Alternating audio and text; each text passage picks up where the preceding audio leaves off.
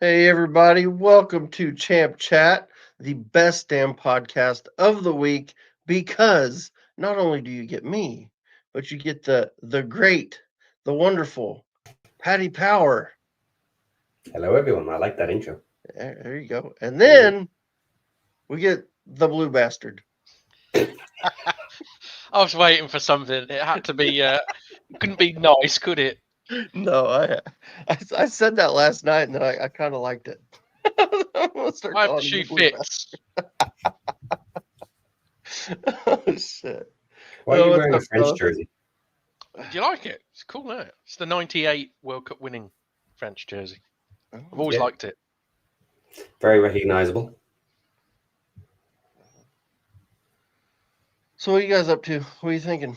Good? Waiting for you to Everybody turn good? up. That's Yeah, all I know, we're right? doing. Well, yeah, a little Waiting for you to turn up to the right show. Yeah. yeah, inside baseball. I've been waiting for the last 10 minutes and realized that I was on the wrong show. So we about fired up the wrong show. Uh so anyway, Oh, do you know what? That would have been absolutely hilarious if you actually you started in the started wrong one. it. And the two of us are here on the correct show slagging you off, and you're in the other one on your own slagging us off, saying, "Where are the boys? Where are the boys?" That blue bastards stood me up. Exactly. Oh shit. Yeah. But you Been one of those days. one One week. of those days. But loads All on right. tonight. We have loads on the list for tonight's show. Yes, got lots of goodies. Lots of goodies, lots of little pictures and neat stuff. And yeah, all kinds of shit I put together as quick as I could. Yeah, someone So was really busy at work today. I did this all after I got home from work. I actually only worked 8 hours for like the first time in like 6 months. And I was able to get home early and You mean the do. robot was behaving today, so you didn't have to do anything? Well, yeah, sure. If you want to say that. No, we're just slow. We finally, this usually happens this time of year. Stuff starts slowing down because we're getting towards the end of the year and companies don't order as much. Ooh, look And who's then in the chat. yeah. Who we got? Friend of the podcast, Hey, how we Ashley. How doing? are you doing, buddy? Haven't thought of you for 1 second since we left you in the league behind us. Sorry, buddy. Only joking. How's your season going, by the way? I haven't paid much attention. You're in the playoffs, yeah? Darren Ferguson, the Messiah. Yeah. Oh shoot! Have they replaced him yet? I haven't paid attention. Did they? Oh, that's right. They got what's his name? Yeah, the old Knots manager. All right. Well, you guys ready to kick into this thing? Yo, All right. you did the list. What's up first? All right. Well, my favorite, Sackwatch. We got the Sackwatch ready, and I'm ready because Will still sacked. He's out of here. Any surprises? Anybody surprised? No. Yes. No. Nah, not really. It was coming. It was going to happen at some point. It's just a matter of when. I was a little bit surprised he lasted as long as he did, if I'm Yeah. honest. Yeah, me too. Me too, totally. I was yeah, I can understand. I don't know. It's a weird one because it's like they weren't you feel bad for him because it was kind of like he can't Yeah. go out there and score for them. But at the same time, like they were creating a ton of chances. Like, you know what I mean? Like they should have scored a lot more. Like they should have been better than they were. Uh, and they just weren't like they were just not clinical at all. And so I don't think you can blame all that on him. Now, some of it he's got to take some of it. You know what I mean? But at the same time, I think, yeah, I mean, I don't know. They were struggling. The axe is gonna fall on somebody's head, and it's usually the manager. You know what I mean? So, is what it is. Um, and this was from Southampton. We can confirm that this evening parted ways with men's first team manager Will Still. This was Sunday, I believe, or was it Saturday night? I think it was Sunday. Sunday. Yeah, and then this is the thing. Can confirm that we have this evening parted ways. Men's first team manager Will Still, Ruben Martinez, Clement. Yeah, I'm not even trying to say that. Carl Martin have also left their positions at the club. Men's under 21s head coach Tondo Eckert will take charge of the team on an interim basis. Group technical director Johannes Spors says Will is a great person who gave everything to try and improve performances and results. Ultimately, that process has taken longer than any of us would have liked. By making a change now, we believe it gives us the best chance of turning things around this season and climbing back up the league table. I would like to thank Will, Ruben, Clement, and Carl for their efforts and wish them well in the future. So, from Southampton speaking on it, normal stuff. But it does tell me one thing. It does say that I don't think, I think they're going to bring somebody in with the eye of we still want to try to get promoted. You know what I mean? Like we're doing this early enough to give ourselves a chance. They're still hoping for playoffs. Yeah, basically. not a great chance. This is not a great chance. Yeah, that was going to be one of my questions. Yeah, exactly. So there's that. We'll move on. So who's next for them? Here's some of the names that have been linked. I think there's other names too, but those were just some of the ones that I, in a quick search, came up with. Russell Martin's, I've heard, that's been the loudest, has been Russell Martin, it seems like, I think. Michael Carrick. Brendan Rodgers, I haven't heard as much, but I did see it. And then Ralph Hasenhüttl. So I don't know much about him, but he was one that I was seeing. So any others that you guys have heard outside of that possibility? Who else? Frank Lampard and Mark Robbins. Oh, yeah, that's fair. Yeah, that's fair. Do you think, okay, no chance that Lampard leaves Coventry, right? Why? Why would you? Yeah. You'd have to say he would be a bit mad too, but it's a parachute team with money for the next couple of seasons, and he is taking over arguably a better playing squad than he has at Coventry. As poor as they have been this season, they've got better players. Yeah. So I was having this chat with somebody at work earlier today, and I said the same thing. He'd be mad to leave Coventry, but you'd also say there is a chance they don't go up this season, and if they don't go up this season because they missed out on or failed in the playoffs last season, that side he's built this season will probably get split up because they will probably have to sell one or two of the better players. Bit of a rebuild job. Would he have to do that at Southampton? I'm not so sure, and they've already got probably a better base in place. So you could make an argument, but in the commanding position they're in, they'd have to pay him an awful lot of money. Let's be honest. They would, yeah. Because that's kind of the point. Can they make playoffs? Because that's the big thing for me. Would you look at that team as strong as they are and say, yeah, I can fix that team? But then would you really say to yourself, I can make the playoffs and that's all I can do? I cannot get autos at this point. It's almost ridiculous to say that they could manage autos at this point. So then you're going to have to go through the playoffs for a chance. Whereas with Coventry, now in the position you are, you're near enough guaranteed playoffs already. Soon enough, as long as they don't take a nosedive, they're going to be guaranteed playoffs. But they have a shot at the top two and going directly up. That would be nuts. He doesn't have any particular love for the team, though, does he? Like, it's not like it's his favorite team or anything like this. There's no outside influence there. Better be a lot of money. A lot of money. I think the other thing with Lampard, though, you've seen with his managerial career now, if the opportunity comes to move on, he's not loyal. Let's be honest. Mm. And I think while I totally agree that you'd say Autos at the moment is well out of the picture, they have a side and a squad like a lot of parachute teams that they could go and win 10 games on the spin. Mm. They have that capability, and if they went on a bit of a mad run and won 10, 11 games on the spin, something like that, they would be there or thereabouts. It would catapult them from where they are now well into the top 6, because it is so condensed and we are still so early in the season. Yeah, I agree. Yeah, I think that's so funny.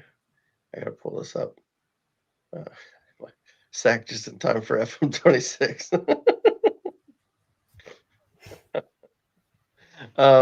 So yeah, I just can't imagine him making that. I get your point, and you do wonder, like, I mean, with the striker, I don't know, like going into the season, it was like looking at their front line, it was like, Jesus, like they should score a ton of goals. You know what I mean? And the fact that they haven't is kind of weird. You know what I mean? Especially since they've been creating chances, they just haven't put them away. So, like, I could understand where a manager would look at that job and think, you know, that's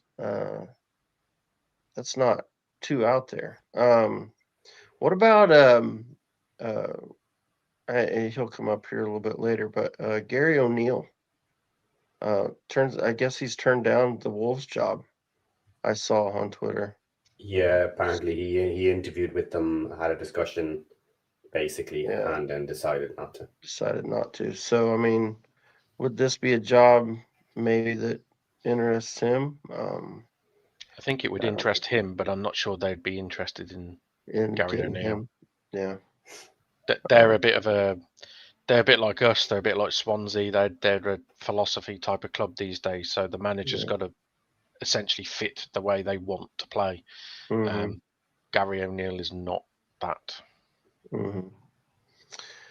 Yeah, it's interesting. These you get into situations like this, and it is always kind of weird. You get like teams that want to play a certain way, and which makes sense because you've got players that are kind of built to play that way. But if and so you don't want to make a big change, that makes sense. And have it, we want to play. Oh, Patty's also. I was trying to hold it in. I can't. Pull it up. I haven't. Okay, so there's actually it's a string of them I've been reading. Okay. So first of all, from Michael, he would go from being absolutely loved by Cov to hated by them, and every club would be crazy to hire Lampard, knowing he could jump ship at any given time. He won't go, but he would love to see the chaos. All right. And you got Chris. Is anyone loyal in football? Here we go, Michael. Chris Wilder is loyal, but he might get sacked twice in less than 5 months. By the same club, no less. Yeah, by the same club. The club he supports as well. Yeah. Oh shit. Yeah, that's good. Anybody else you can think of you want to touch on before we move on for Southampton? Well, I want them relegated. I want to see him go down like Luton. Well, yeah. I mean, I think ideally we see Sheffield United and Southampton go down. Because we're going to have enough trouble next year with the Prem teams that come down, because it's starting to look like we're going to get some big names with lots of cash behind them. Well, none of the parachute teams are going to go. None of them are going to leave, so we're going to be stuck playing with all the ones again from this year, plus whatever comes down. I wouldn't put money on that. I think there's definitely one that's going to go up. Yeah, no, Ipswich are starting to turn things around. Yeah. The one thing I would say out of those four you've got listed on the screen there, I don't see Russell Martin or Ralph Hasenhüttl in a million years, because they're ex-Southampton managers and the way they left. I could see Carrick, though I'm not convinced they would be interested in him. I think it almost feels a bit of that could be a natural fit. But if you're Southampton, and if you're a Southampton fan, you'd say, well, why do we want a guy that failed at Middlesbrough? as our manager. Yeah, I think I know when I was compiling the people, did this quick. I was in a hurry trying to put this together. So Hassan Hoodle and Brendan Rodgers both came from. That was more not speculation. It was just like bookies picks. Like I think they were high up in the bookies, for who could take the job. I don't think Brendan Rodgers would take that job either. But I threw him on there because, like I said, it was a time crunch, so I didn't have a ton of time. But yeah, Russell Martin's that's the one. Russell Martin's the one I keep seeing. But I know what you mean though, because I mean they did just sack him a year ago, or that's why they were in the Premier League, I guess.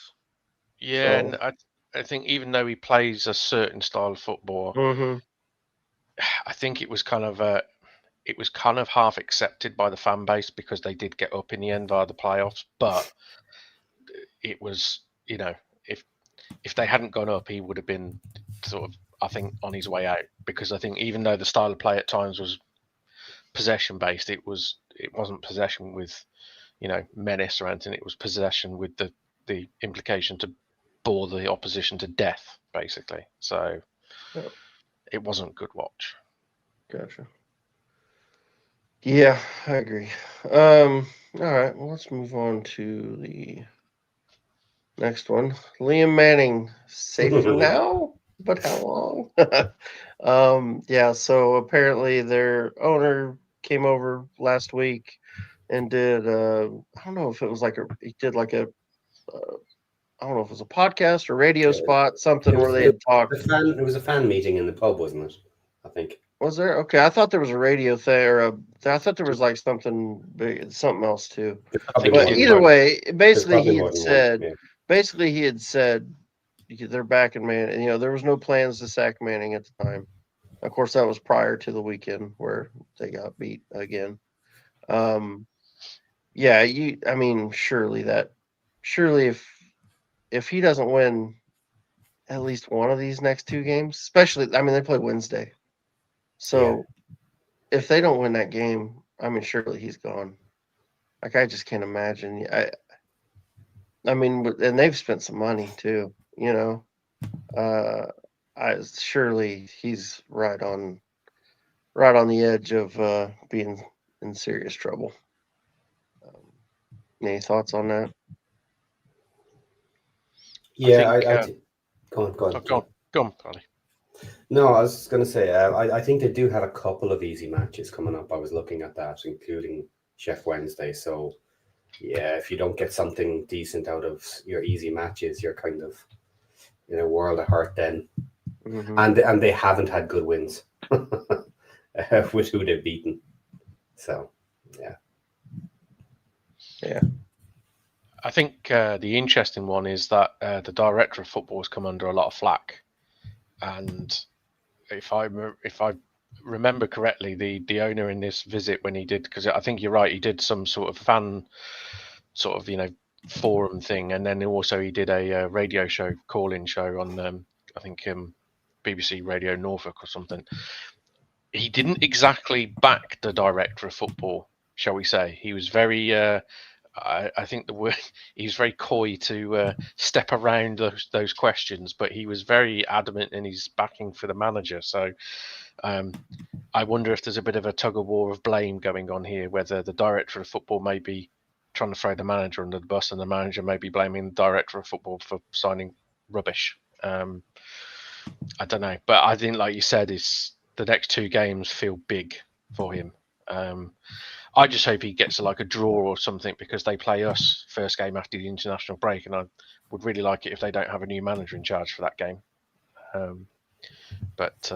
Yeah, I think it's 55 million they've spent on that squad in the last two seasons. So it's massively underperforming. Yeah, that's real quick. Andrew C. Hardy has played really good against Portsmouth. Does he play? No chance. No chance he gets in. But all right, so let's move on here. So this is Russell Martin again being rumored with this job. I think he's one of those that's going to get rumored with every championship job that comes available until he gets hired. So yeah, that's one I just thought I'd throw in there. Then here's some other ones that are supposedly under consideration for this job, or at least some rumors that have gone around. Gary O'Neill on this one too. That one seems more of a stretch to me. I don't know if he'd go for this one or not. I mean, maybe I'm wrong. Mark Robbins. Would you leave Stoke to take Norwich? I mean, is that a step up? I don't necessarily think it is. He's a Norwich fan, so. Is he? Okay, well, maybe there's that. Maybe there's something in that then. Stevie Cooper. Where's he at? I should have looked that up. Somewhere in what is it, Denmark, or is it he's overseas somewhere, isn't he? Yeah, he's in Europe. I think he was doing well too. But he just went there, so you got to imagine that ain't gonna be cheap to get him out of there. I can't think. He went there this summer. Yeah. Okay, he moved to Brondby. If I think that's Swedish. Is it Swedish? Okay. I'll find out now in 2 seconds. Super League in round 15. Nope. Do they play in Denmark's league? So that's what I thought that, but I wasn't sure. Yeah, it looks like that. Copenhagen. Yeah, it's Denmark. Yeah. Super League. Okay. Yeah, because I think you've got Copenhagen and I think Brøndby they're the two big ones in the Danish. Yeah, they're currently third. Gotcha. Yeah. So yeah, I mean, I'm sure he probably wouldn't mind getting back to England, but I don't know about Norwich. And then our old friend Dave Challoner. He seems like a name that gets linked with a lot of championship openings. But so far, he's a manager who has been fairly loyal, and considering at the moment it looks like they'll be coming up to join us next year, I think he might be happy to stay with him. Didn't he re-sign for like a lot of years? I have no idea. Or did he not? I'm not quite sure. I'm not sure. I've not followed him much. So, I am a little surprised I won't say like a struggling championship side like a Norwich find themselves in. Yeah, but he plays decent football. He's renowned for playing decent football, which a lot of champion. For instance, somebody like Swansea, I could see somebody like Swansea would really want him. I'm a bit surprised no one's took a gamble on him, to be honest, because he's been, it's consistent, isn't it? He's done really well there. Yeah, he has. He's gotten is it two? He's gotten two is it 2 or 3? Was he there for 3 promotions with them? I don't remember. Because they started a league lower than they were in like the National League North, I think, when they started their run. So I don't know if he was there for that first one or not, but yeah, he's gotten promoted. He joined him in 21, where they were in the National League. Okay, so they were already in the National League. Yeah, and then he took them out the year after in 22. Yeah, gotcha. Okay. All right, let's move on. Under pressure. I just threw some names out there. Marty Cifuentes, I think, is the one that is the most under pressure out of these 3. Obviously Leicester dropping, in the table.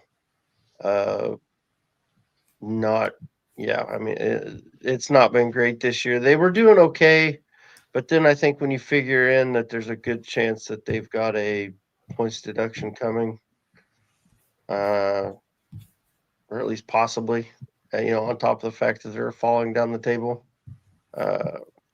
Maybe sitting 14th isn't going to work, which I mean, you shouldn't be there when you're a parachute team.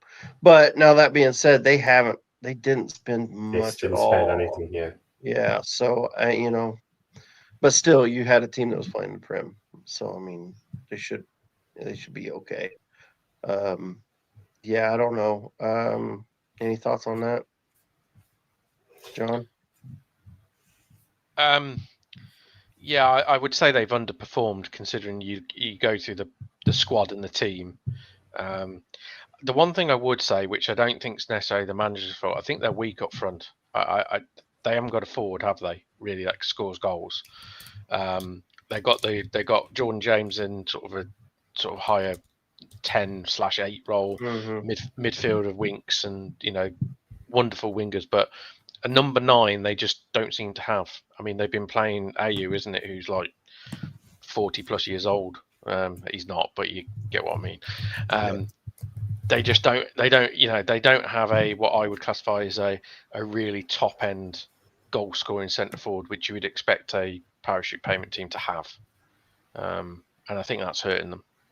But yeah, I think it's one of these, isn't it? I think I'm not sure I think he's under pressure, but I don't think it's a lot of pressure. I think this international break will come too early to make any change. But if their form continues for say the next 5-6 games, then I think he's under real pressure.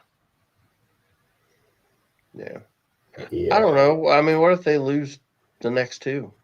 I mean, going into that break, I don't know. I could see him. I could see him making a move for the same reason the Southampton did. I fall too far away. I think I checked this before their last match, which was obviously a loss, and he was on something like 1.4 points, or 1.3 points, something like that for the matches he's had. So although it does look bad still at the moment, it has certainly been improving, and they've slowly been gaining ground on everybody else. So it's moving in the right direction, but maybe a little bit slower than you would like. But that last match probably hurt us. The problem is they've lost 3 in a row. Yeah. So but that can happen to everyone.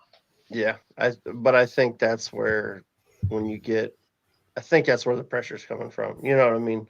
If you draw one of those games or win one of them, maybe it's not. Of course it was at Hull, at Millwall, and then they lost at home. The big one was losing at home. This last weekend was losing at home against Blackburn, and that's gonna stir some feathers. The big question I have is, considering they went after him in the summer, and he isn't, he's a decent Championship manager, but he's not been a top end Championship manager, shall we say? So the fact that Leicester went for, I mean, he screams cheap option. So, if they're going to say, okay, let's get rid of him, realistically, the names you would probably throw around to replace him, I'm not sure they can afford him, because they didn't go for that sort of name in the summer. So why would they now? That's fair. No, it is fair. But here, I guess here's the problem that forces it for Leicester, is if they are worried about this points deduction coming in the future, they really have to start factoring that in, and saying that we're actually in a relegation battle right now if we end up getting those points. So when do you pull a trigger? Like, I know that's not his fault, but yes, who can you get? If you do get rid of him, who can you get? So it's very early. Obviously, same thing with Wilder. This is more kind of an update, really, than we expect anything to happen pre-January, I guess, with a lot of these. But the pressure is building, certainly, generally, slowly.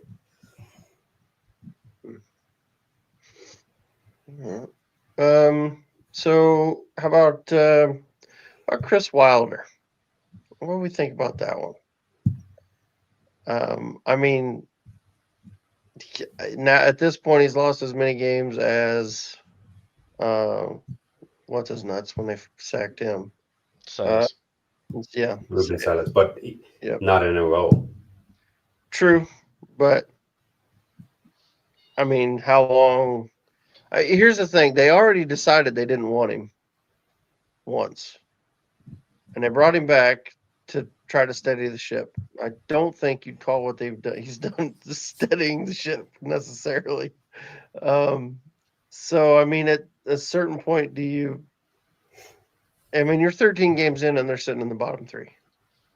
Like, that's not where they wanted to be. They got hammered at home to Derby, 3-1. I mean, yeah. It doesn't look good. Look, it No. certainly doesn't look good. What exactly is he trying to do with the team? How is he trying to change it? I'm not totally sure. But you would think you would try the simplest solutions you can come up with for the moment. Yeah. But he is on. It depends what he's been told, because he's on track to get them out of the relegation zone, even as it is. Bar, like, I haven't seen the last match as to how it's changed his points, but if he keeps him on 1.234 moving forward, that'll get him out of the relegation zone. It'll just take a long time, and you would still expect at some point he'll pull together a string of matches with the team he has. Yeah. I did see in their, I think it was in a post-game press conference, he was basically saying, well, we have to play a certain way because we don't have a number 9, which a lot of people are pointing out, boy, they must feel stupid when Kiefer Moore scored a hat trick against Derby on Friday night, and Chris Wilder's complaining because he doesn't have a number 9. So, that's something for us to laugh at. It's not technically true, that, though, is it? They have Tom Cannon, who they spent a shit ton of millions on. It's like they do have a number 9. It's just Chris Wilder doesn't rate him. Doesn't, yeah. Which is a bit stupid, because I think he was there when they bought him. So, but Well, I think the problem is with Wilder is that I think he was clearly brought back to admit the owners made a mistake and to appease the fan base, because obviously he's one of their own, and everyone was up in arms about him being sacked the first time round. I get the impression that even if it goes bad or continues bad like it is now, they will leave him in place probably longer than he should be, because of what happened the first time round. And I think it will almost get to the point where it's like there is no return for him. Then he'll get the sack. Because I think, again, if this carries on, if this form continues, so we say, for another 5-6 games, and they say they win 1 in those 5 or 6, and they're still well entrenched in the bottom 3, all of a sudden that gap's going to get a bit big, and then all of a sudden it starts to become real panic stations of we really need to turn this around to get out of this, otherwise we are well in shit street. But again, he's the sort of manager you'd want in charge, isn't he? So if he can't turn it around at Sheffield United, you're kind of like, who the hell can? Yeah. That'll be an interesting one to see how that ends up. So let's move on to this one. And this was just, I kind of threw this one in here. I don't know that I've heard anybody really talking about this one. I think they like him down at Portsmouth, but John Mousinho, they've lost 3 in a row. They're on 1 point per game, which should keep you up, but not necessarily. But I think they would have been wanting to, they'd have been looking to be better. You know what I mean? They would have wanted to improve on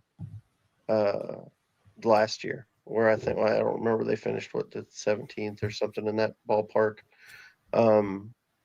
You would think they'd want to move on, and we're only 13 games in the season, anything can happen. So I don't think he's in imminent pressure, but if that run, and here's the thing, he could lose. We've got him Wednesday. And while I don't think it's going to be a pushover game for us, it wouldn't surprise me if we went down there and won that game either. You know what I mean? I think the players should be thinking, we should go down there and we should be winning this game. I think that should be Wrexham's attitude. Now, I know Portsmouth's a tough place to go and play, but I mean, you just saw them, John. You guys beat the piss out of them. I mean, I know they've got a lot of injuries, or at least that's what I'm told. They've got a lot of injuries, and they've just got a lot of players out of form. So I mean, I mean, would he be one that's in trouble? Would you look at him and you know what, he got us here, but maybe he's not the guy to take us forward? Is it that type of situation? What are we? I think he's really, really liked by the fan base and by Mhm. the club. I wouldn't have said he would be under serious pressure before we played them, but listening to a few of their fans after the game and stuff, they're kind of adamant that, well, a lot of the fans was like that they've got the game against you is a must win for him. A lot of them are saying. Really? I don't really think it is, but I think Yeah. I think he needs. I don't think he can afford to lose to you at home, because Yeah.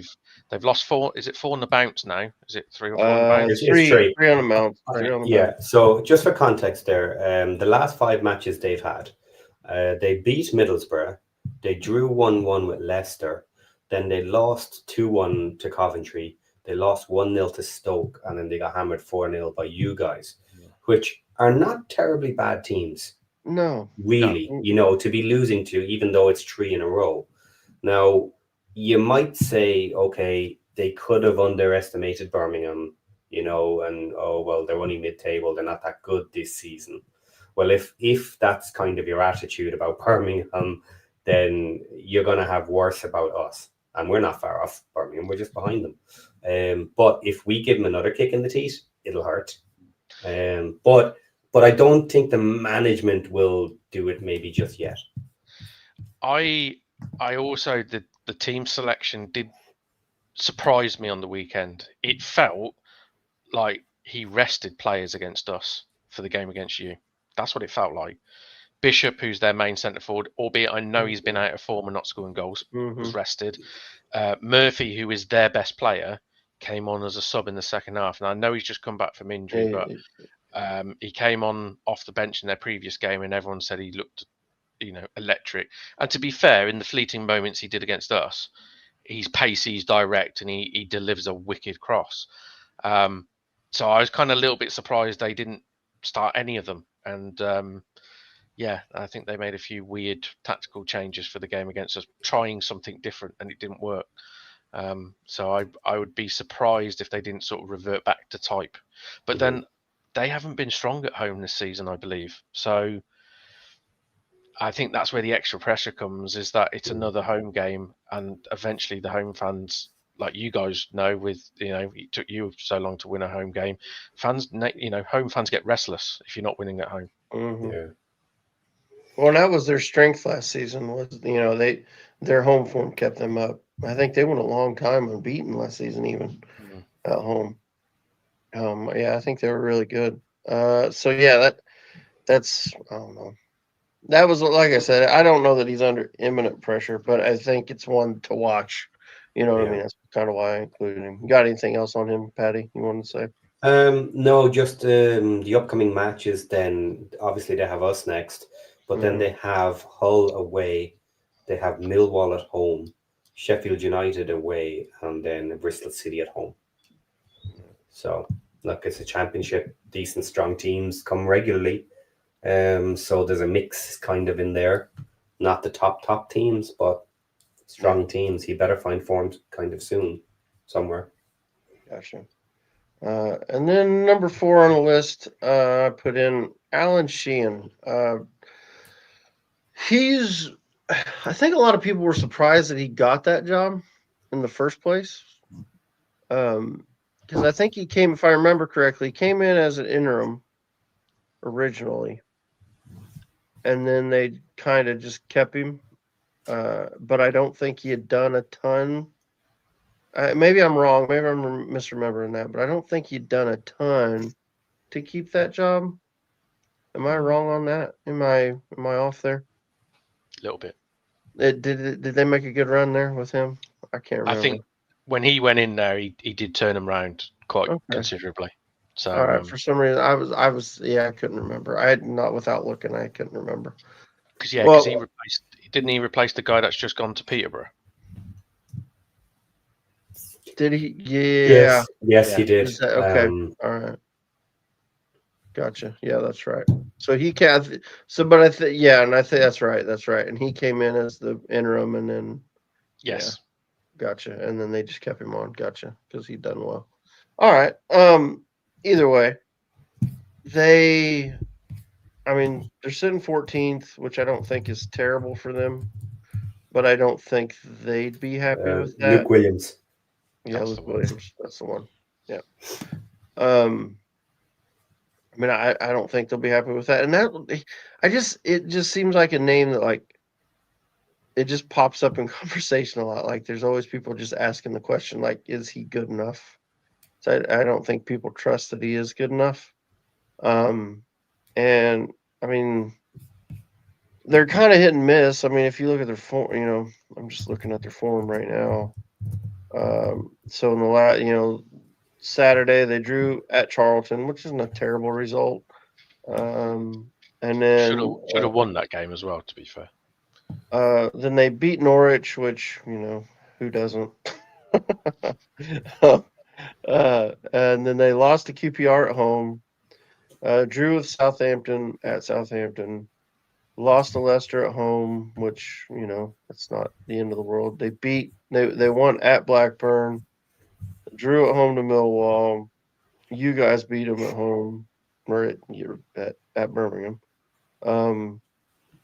Yeah, they drew with Hull. So they just kind of hit and miss. I mean, they're not. It's not like they're losing a ton of games, in a row or anything like that. It's just kind of stop, start, hit and miss. I thought they started the season really well, and then it just kind of, I don't know, their form kind of tailed off, and so it's been, they've just been slowly dropping down the table. I don't know. Maybe I'm way off base with this one, but it's just when I was looking at the table and I thought, I wonder about him. I've got a different name for you on the list. Okay. Go ahead. Ryan Mason at West Brom. Quite a few of the natives at West Brom are getting a bit restless with Mr. Mason, and a few of them are starting to ask the question that should they change this international window, because it's his first job. He doesn't, apparently by all accounts, doesn't play particularly attacking football, and their form isn't great in the last 5-6 games, I don't believe. I think it's way too early and would be a bit silly, but their fans are starting to ask questions about him. Yeah, that's an interesting one. I mean, they're sitting 12th right now on 18 points. One win, one draw in the last 5. Okay, so form's fallen off. Mm.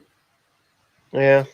That was a 3-0 loss to Millwall, a 2-1 win, then a 2-1 loss to Watford, 1-0 win, a loss at Ipswich, and then a 0-0 draw with Sheffield Wednesday.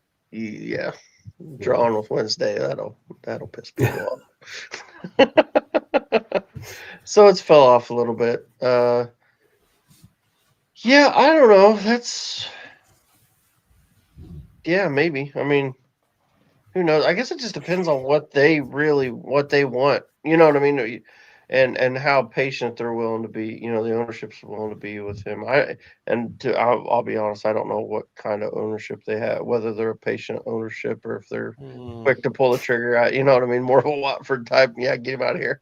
Yeah, they're not like Watford, but I think especially the fan base, the general consensus is they expect to challenge for the top 6 with the proviso that they not expect, but the aim this season is to be in the top 6. And I think what their fan base is saying in recent weeks is that style of play, how they're approaching games, his in-game tactics, they don't see them winning enough games to be in that race. They look quite passive, and I think it's one of those, isn't it? You're at home against Sheffield Wednesday. I know we've both drawn with Sheffield Wednesday, but they were both 2-2. To draw 0-0 at home against Sheffield Wednesday doesn't look good, does it? Yeah, that's yeah, I guess that's a good shout. Yeah, 0-0. That would be. Imagine some boos would ring out if you drew 0-0 against boing boing boo boo. Yeah. Fair enough. All right. Well, I think unless you guys got somebody else, we want to move on. Just before you finish, there was a question earlier From Okay. Andrew C. Who is the longest tenured head coach in the championship? And it's Parky. I did these stats before this season started. And matches in charge was Phil Parkinson 220, Kieran McKenna 175, John Machino 124, Danny Roll 89, and he got chucked. Nathan Jones 73, and then Chris Davies 60. So from there down, that's only the first 6 teams. It shows how bad it got. We had half of them with almost none. And Parky actually had about 23% of all matches experience with your current team at the start of the league season. So that was a bit crazy. Let's move on. Next one, table talk. So quick rundown of the table. I'm gonna read it off my phone because my computer's screen's small. So obviously still in first place, even after the loss, is Coventry on 28 points. Middlesbrough second on 25 points. Stoke third on 24. Millwall fourth on 24.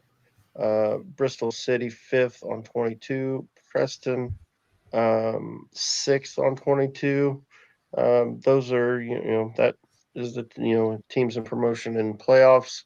Any thoughts on those guys, real quick, before we move on down? I mean, I think of that group, probably the biggest surprise would be Preston. I think it's fair to say. And Stoke. And Stoke, yeah, that's fair. Yeah, I would have had Stoke to finish a lot lower. For Yeah, sure. they've had good results so far. Definitely, they're on a nice streak early.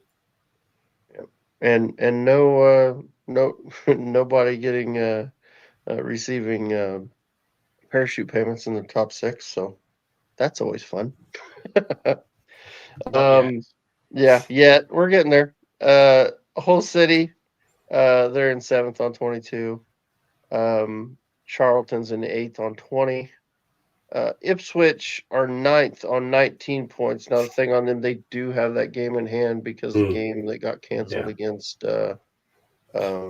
Blackburn, which, yeah, there's a lot of people are going to be upset if they win that game, the replay, because they were probably going to lose it. But I have a feeling it's not going to matter in the end, because I think they're starting to get it figured out. Watford on 18 and 10th. The Blues in 11th on 18. West Brom 12th on 18. QPR 13th on 18. Then you've got Leicester 14th on 17. Wrexham 15th on 17. Swansea 16th on 17. Derby 17th on 17. So a lot of teams. There's what's that? 1, 2, 3, 4, 5, 6, 7, 8 teams on 18 or 17 points. So tight in the middle, I guess you could say. And then Oxford in 18th on 13 points. Blackburn 19th on 13. Portsmouth 20th on 13. Southampton 21st on 12 points. Sheffield United 22nd on 9th. Norwich 23rd on 8. And of course, Wednesday with the deduction, they're in 24th on -5 points. So obviously, the big stories are Norwich down at the bottom, Sheffield United down in 22nd. Those two being in the relegation zone. Is if you'd have told us that any of that before the season, we just said, yeah, you're full of shit. You know what I mean? And then you got Southampton sitting just on out. the line as They're well. sitting right above them. Yeah, I mean, they're right there. Portsmouth, you could argue, yeah, maybe you thought they might be down around it, but probably not that close. So yeah, that's it's interesting.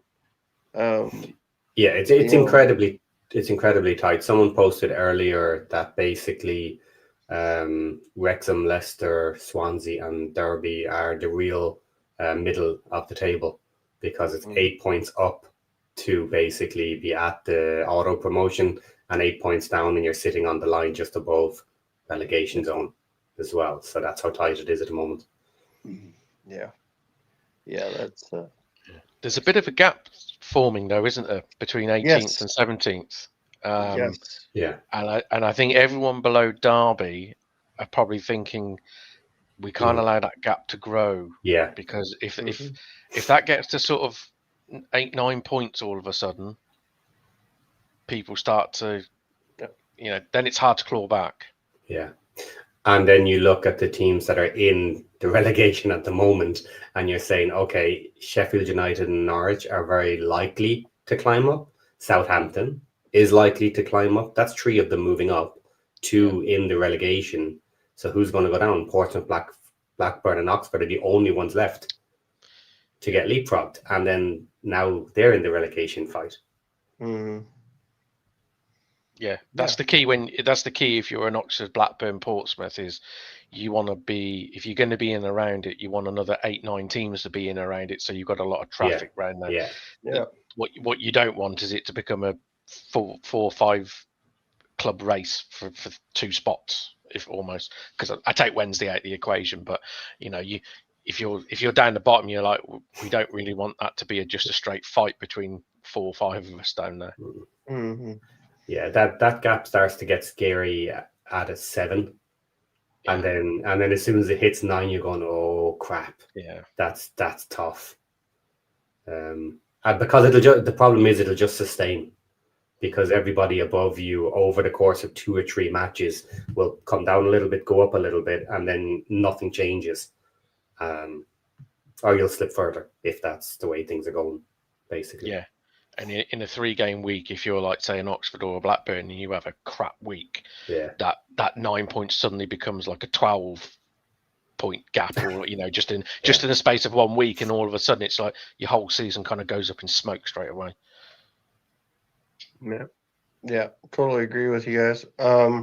I would say, you definitely, if you're Oxford, Blackburn, Portsmouth, you've got to be nervous knowing that 2 of the teams below you are parachute teams. And how long are they going to stay? I mean,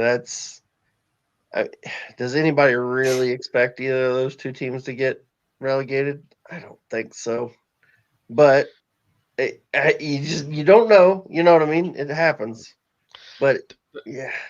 The one I would say, I won't say I'm worried about, because I don't really care. But the one I would say that out of all of them down now, in regards to Norwich, Sheffield United, Southampton, it's Sheffield United are the ones for me that I kind of look. Yeah, they could, because Norwich haven't played the manager card yet. They could replace Manu and get somebody else, and they just could fly out of it. Up. Yeah. Sheffield United have already played that card, and they brought Chris Wilder, Sheffield United boy in. So who comes next if they get, if they need to get rid of him again? It's like, it's a big ask. So if he can't turn it round, they really are in for a scrap for their lives this season. Yeah, it's like playing blackjack on 16, stick or twist. Both options are terrible.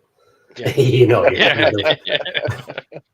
So if things don't improve in Sheffield United, you really don't have good options. You either dig in and just say, this is it, we're done. We've got to improve it. We're not changing. We're gonna keep going this train until the end, or we up and fire another manager and move on to manager 3 coming into the new year. Like that's crazy. I gotta ask real quick, can you hear my dog? I did there for the first time, just a little bit. He's I've got the door shut and he's throwing a fit. So I wasn't sure if he was being how loud it was on the. I thought you were going to say something weird, like every time you mention Sheffield United or Chris Wilder, the dog starts crying or something. No, I don't think he gives 2 shits. Sheffield United, many do. All right, so here's the next question, I guess, relative to the table. Will anybody grab a hold of this division and just win it? You know what I mean? I think I threw some teams in there. Not necessarily that they will be the ones that do it, but just for argument's sake, Ipswich Town. I mean, I think they were most people's favorite to win the league, and it does seem like they're starting to get some results. Not super convincing yet. You know what I mean? They're not blowing teams away, but you do just get the feeling that think they're starting to get this thing figured out. Of course, Coventry's been fantastic, but do you think they can keep that going? I think we saw. I mean, obviously they had to make changes against us. And then they lose. Their first game of the season. I mean, obviously that's not. You can't take much out of that. You know what I mean? It doesn't necessarily mean anything, but because every team's going to lose. It's you're going to lose. So who knows? They could go on another 12 games unbeaten. We don't know. But you do wonder about their depth. I think that's been their biggest. One of the things I've heard from Coventry fans when they talk about them is they do worry about the depth. Stoke, I mean, I think that's probably a bit more of a stretch, but they're high in the table right now. They could. Who knows? I think Robbins has got him playing really well. You know what I mean? And you can't take that away from him. And then Borough, yeah, I don't know. I don't know about Borough. They almost. I wouldn't be completely surprised if they headed the other direction a little bit. You know what I mean? Like I just wonder if they've got to a point where they're, they just may start losing some games. And we got. I don't think so. Is my answer to this? I don't think so. Coventry may have a shot at it if they keep going, but everybody else is kind of up there. Like it is Coventry and Middlesbrough at the moment. They could potentially keep it going for the long term and just solidly put out results. But otherwise, with the rest of the team that are currently up there, I think they'll slide. And I think there'll be potentially a massive fight for the playoffs. This could be a really serious fight for the playoffs. Come later in the season, and potentially Middlesbrough and Coventry will be close enough for the top end of that playoff to actually attack them later in the season as well. One question I kind of have, which is a different way of coming at this, is out of the teams that are up there, and maybe this is a John question, who would you think that could potentially fight significantly for playoffs will kind of reload in January or have the finances or funds or willingness to majorly improve their squad to change their performances or to increase their performances, if nothing else? Because we will. Like, it's already been said, if we get close enough to go for a playoff shot, that they will push it, assuming players are available, the money is there. So what about the other teams? Do you think they will, or are they done? They have their teams, they have their squads pretty much. Ipswich clearly will. I think Coventry will, but I don't think it's going to be anything like silly. But they will strengthen for sure. Middlesbrough will as well. Middlesbrough will spend. I don't think Stoke can afford to with PSR rules and everything. They don't seem to be in a place where they can go and spend big money. Obviously, we know Preston and that can't. Hull, obviously, with the off-field. There's a few teams in around that playoff zone, which I was talking to my dad earlier, and we were talking about the playoffs, and we were saying if you were looking at that sort of top six now, is realistically how many of that top six do you think will be there end of the season? I'm not convinced there's a lot that will be, if I'm honest. Maybe three. Yeah, I mean, I'm going to say I think you would expect probably Coventry to be in the top six, I would say. Yeah. I'm not fully convinced any of the others, I know Middlesbrough will fight for it, but again, I'm not sold on the fact they are a genuine. I'm writing their name in the top six now, if you know what I mean. And I don't see Stoke. I mean, Stoke played wonderfully well, but again, I think they'll be in the hunt for it. But I'm not saying right now they're definitely going to finish in the playoffs. So, whereas usually you would, this time of season, you would normally see probably 2 parachute teams, first and second, and the other parachute team would be third or fourth around there. So, so you're straight away going, well, That's three of the top half. 6 of that's already been taken up. That ain't going to change. So then all of a sudden you're talking about, well, okay, it's a question of who finishes 4th, 5th, and 6th, and that's kind of really it. Whereas at the moment you'd say the whole lot's open. Yeah. Charlton has spent their money, basically. They didn't spend much. They invested what they had, so they're not going to do any great shakes. And I assume they're going to be fairly comfortable that they can see out the season and survive and wait till the summer. Ipswich, Watford. Birmingham, do you think they'll push much into it to try and push up to the playoffs, or they just go with what they have? No, I don't think we will, really, because we've got a very strong squad as it is, and we're pretty much up to the maximum number. So I think the only way we would strengthen is if we obviously let some players go. So I could see some fringe players like Dykes and maybe a few others that don't play or don't get regular game time that are shipped out, and they would be replaced. But I don't think we would replace, like, say if Dykes went, we're not going to suddenly go and then spend £10 million on a replacement for Lyndon Dykes. I think it would just be a squad option. So no, I'll be honest, I would be absolutely amazed if we went and spent big money in January, even if we were in the top 6 race. I just don't think, it's a horrible month to do business, and I think we've already built a decent strength of a squad already. So yeah, maybe 1 or 2 positions that injuries or whatever, but nothing major. Real quick, we got Creeper in the chat, Josh Anthony. Hashtag save Max. Yeah, hashtag save Max. Oh shoot. Mike Shane. Will Wrexham see a purpose in spending big in January if we are mid-table? I think so.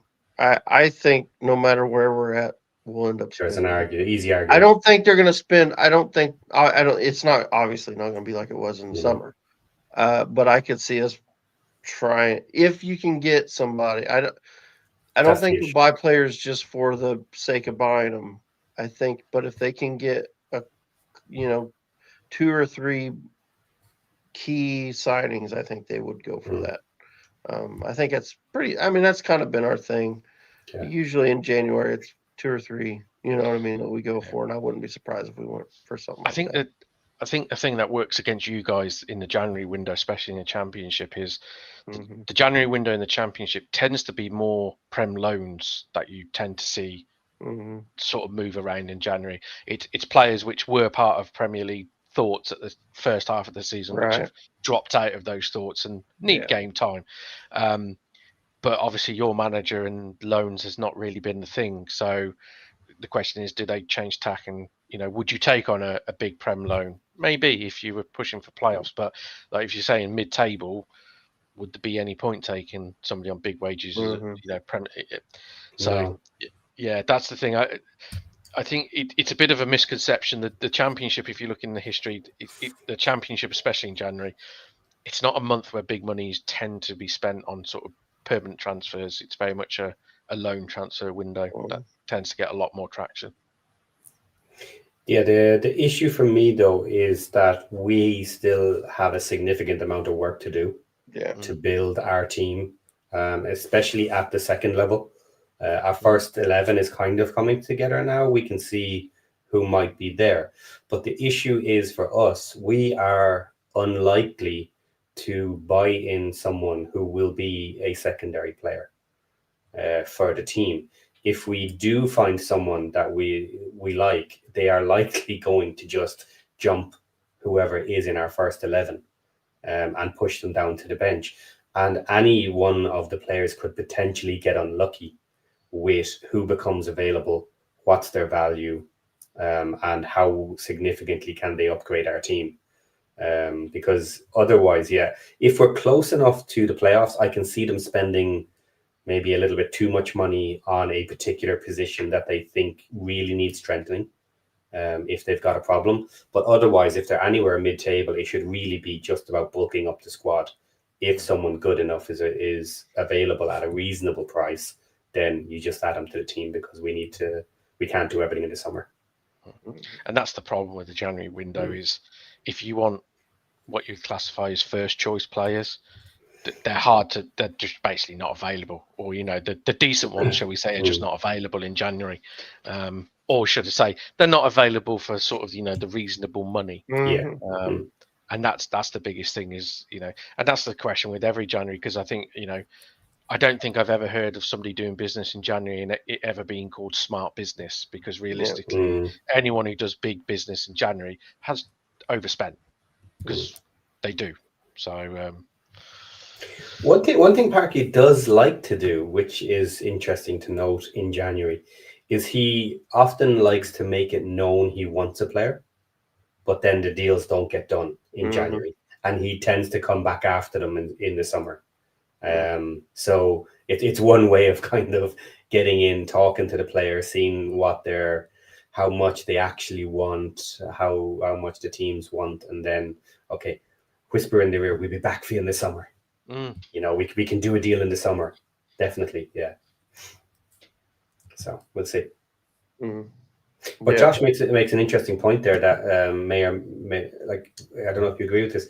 The summer won't be as beneficial due to the World Cup. He'd like to get some business done in January for us. Don't buy it. Okay. Sorry.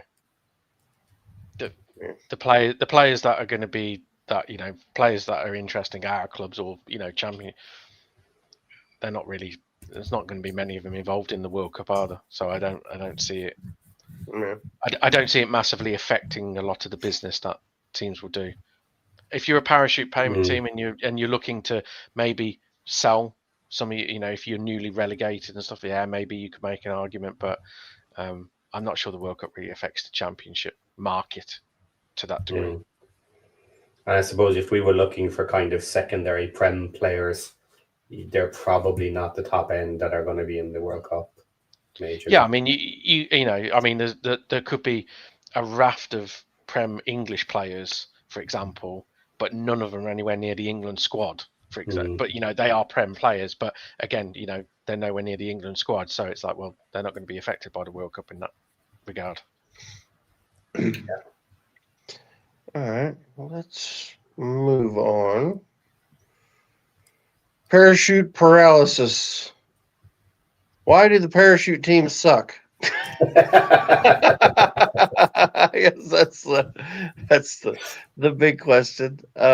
What in the world is going on? I mean, I didn't include them, but Ipswich aren't exactly blowing people away either. I mean, they're in what is it, the 10th or 9th or something at the moment. They're not tearing the houses down or anything. Southampton, Sheffield United, both right down around there. Well, Sheffield United's in the relegation zone. Southampton's one spot above it. And then Leicester, they're even on points with us in 14th.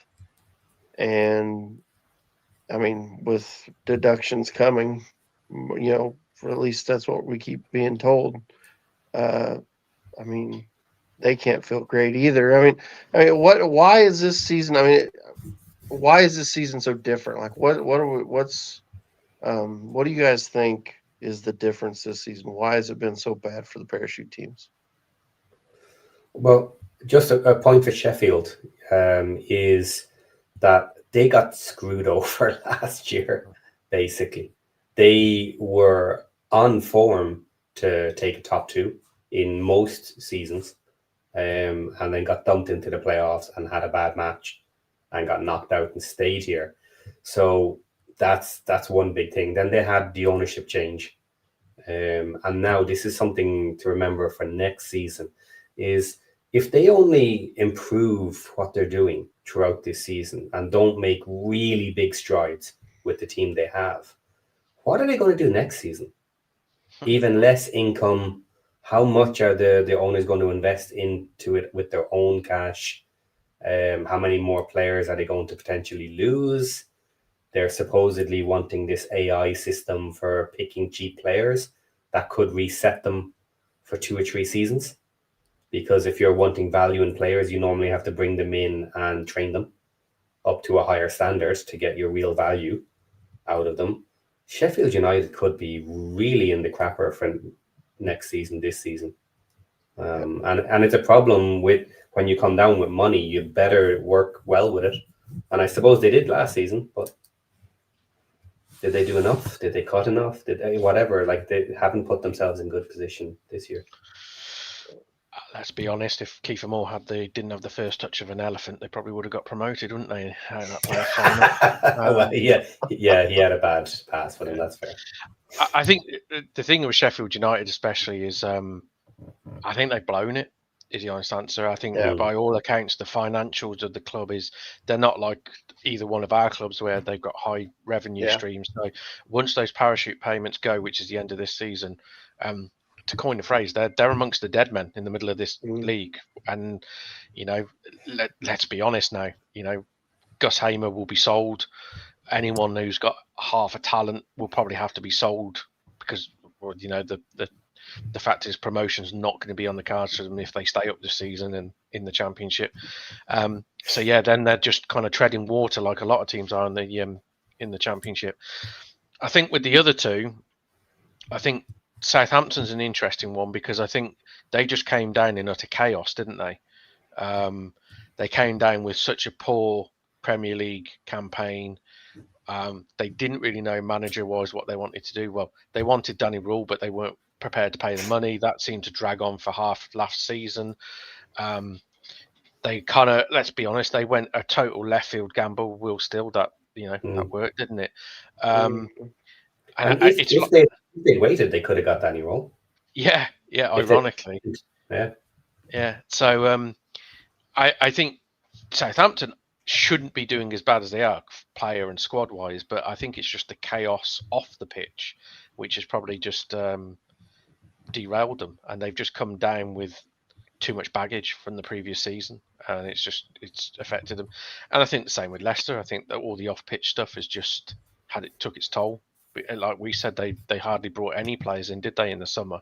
So, albeit yes, they've got a core squad that won the division a couple of seasons back, but it's a different manager. It's 2 years down the line. It's the team's changed, players have changed. So I just think it's kind of been the perfect storm for everyone else in this division that you've had all these parachute teams kind of shoot themselves in the foot a little bit. Yeah, I mean it's made for an exciting season so far. Keeps things interesting for sure. Yeah, well, I think the last time I remember a season where parachute payment teams just basically effed it up was when Luton managed to get themselves promoted. Just took advantage of, I think that season there was like, because Luton went up in the playoffs and they beat Coventry in the final on penalties. But I think in the playoffs it was like 2 of the 3 parachute teams didn't even make the playoffs that season, and it was kind of like it was anyone's. And everyone was kind of thinking, my God, we're going to get somebody out the playoffs, which is not a previous parachute team. And looking like it might be the same this year. You never know. Yeah, definitely good. I mean, I think it's wild. I mean, there's a realistic chance. I mean, let's be honest. Sheffield United probably aren't getting in the top 6. I mean, if we're being honest, I don't think they're going to be in the top 6. I don't think they'll be anywhere near it. Leicester City, if the deductions happen like they're rumored to happen, they're not going to be anywhere near it either now. I mean, I think they've kind of I think they've outside shot. Yeah, they've not been good enough, I think, to make up the difference so far. I mean, assuming a form say somewhat similar. I mean, they're not. It's a big jump to get to the numbers. Yeah, they're going to have to get it right. Yeah, I mean, they're not miles off it, I guess. Off the playoffs. But I mean, when you throw in that, who knows how big that deduction ends up being. I know the rumors were pretty high, and people were talking pretty high in the summer. I doubt it ends up being that big, but where it ends up, who knows. I tell you what's really bad is for us, both of us, next season. If say Southampton and Leicester don't go up, Southampton will sort themselves out. They will still have parachute money, and they will still have the majority of that squad. Leicester will be over the PSR crap, and they will be parachute money, and then they will be free to sort of push ahead. And then you're going to have 3 new teams coming down, 2 of them potentially juggernauts. Yeah. All of a sudden, next season becomes crap, you know. So what you're saying is we need to get promoted this season. This year. Ideally, yes, you would say so, because next year, I'm sorry to say, is going to be tough. with all our money.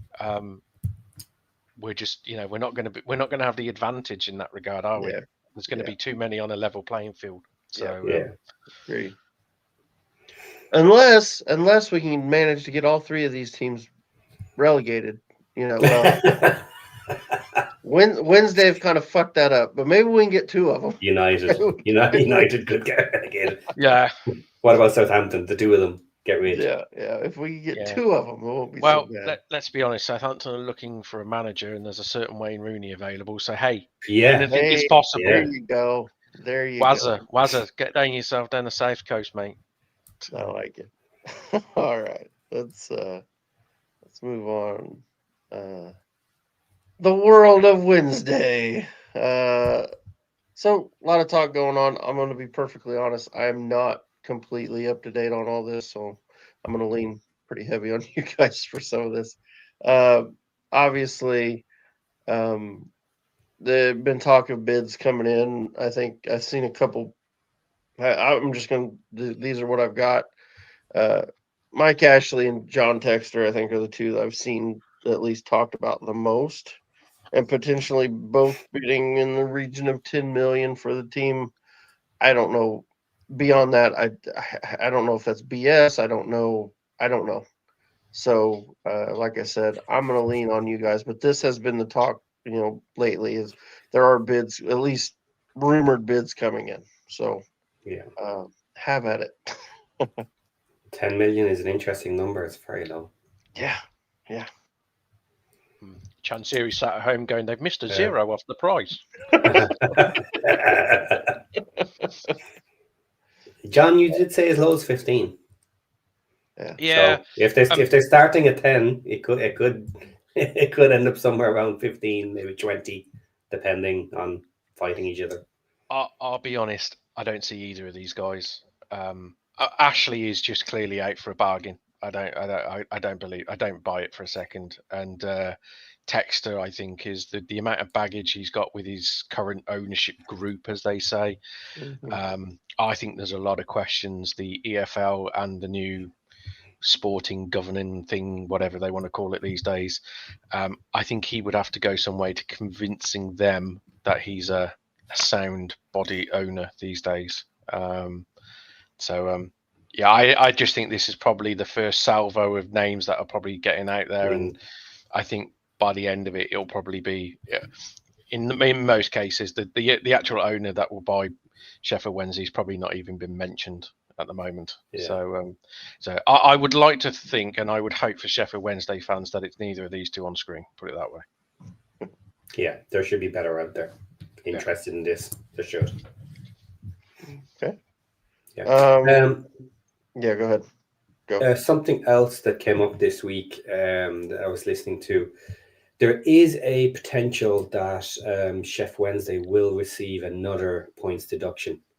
I mentioned this on the show the other night.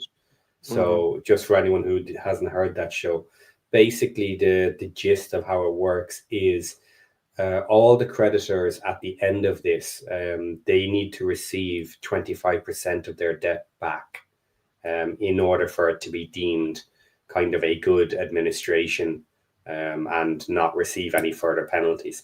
If it ends up that they get paid less than 25% of what's owed to them, then a further penalty will be incurred by Sheffield Wednesday, and that is normally given in the following season in this sort of scenario. So they could get relegated this season down to League One, and then in League One they could potentially have something like another 12 points deduction to get over in order to try and get promoted again in their first season.